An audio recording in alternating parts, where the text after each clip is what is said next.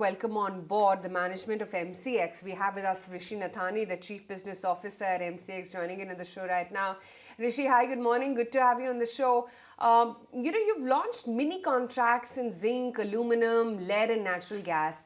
Tell me, what kind of increase are you seeing in the daily average turnover or likely to see because of this? Good morning.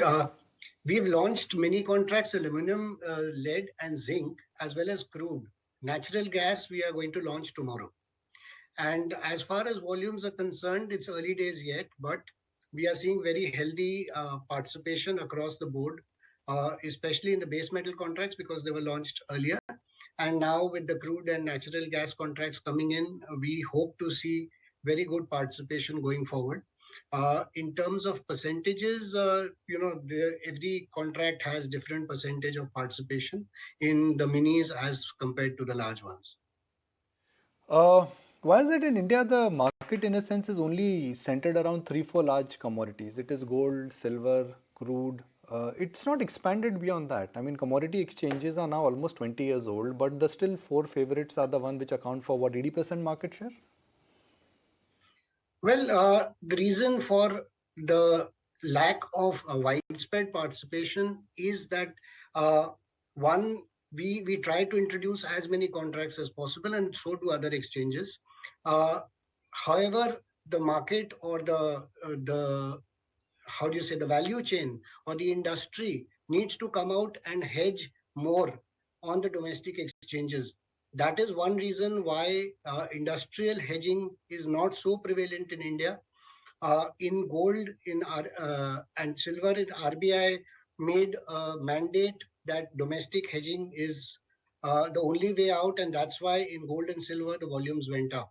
So if there is a regulatory mandate for in corporates, especially listed corporates, to mandatorily hedge a certain portion of their exposure on Indian commodity markets, I'm sure that the overall participation in these markets will go up dramatically.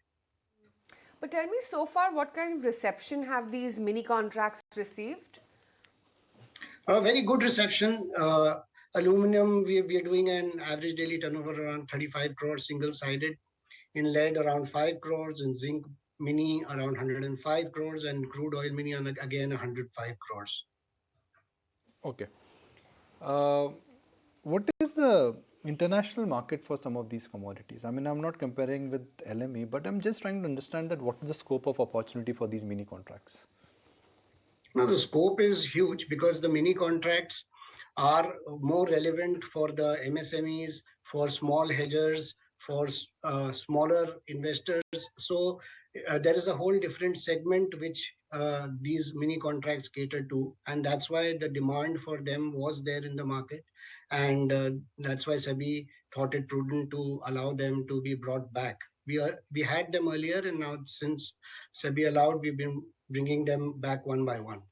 And internationally also, you see that there are mini contracts by various other international exchanges. So there's always a segment for larger contracts as well as the smaller contracts. For example, in gold and silver also, we have multiple variants, even in India. So there are people who would want to trade different variants according to their requirements. Okay, now I'll shift gears and talk about what brokerages are talking about. One issue which has been there with MCX, and we've not interacted with you in a while, so let's get that clarity on that.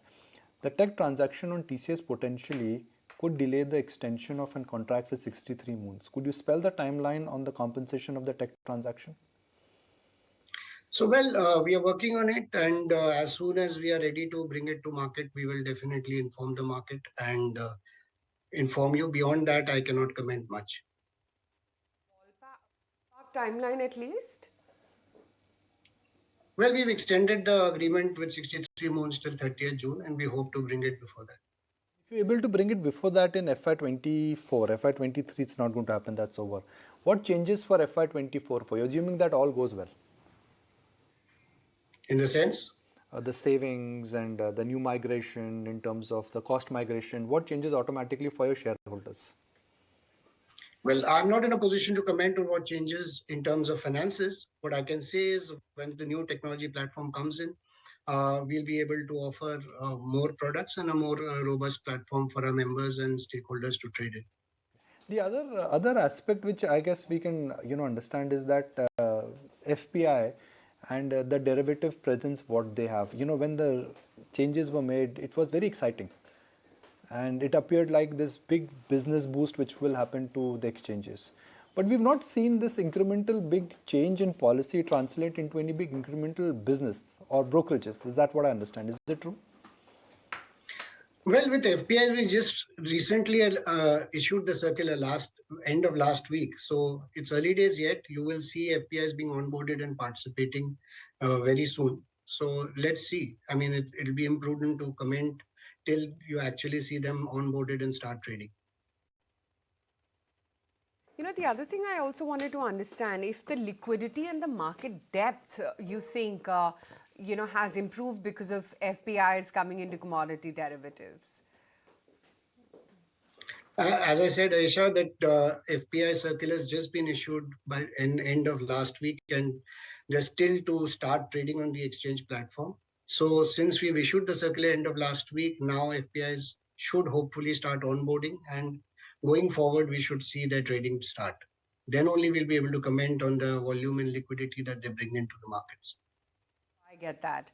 Also wanted to understand whether, there are any other sectoral developments you think which can impact both the business per se and the volume outlook for the industry. Could you be more specific, please? No, I just wanted to understand whether there are any other, triggers in terms of, anything that you think could impact the business positive or, in a negative way going forward. See, positive impacts will always come from more robust products and more participants coming into this market, because more products will allow more and more people to join the market, and more products and participants will increase overall liquidity and depth.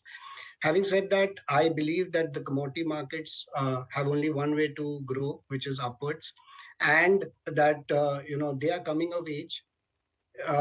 While we are 18 years old or 19 years old in India, but still we have a long way to go. Equity markets are very old because of historical reasons.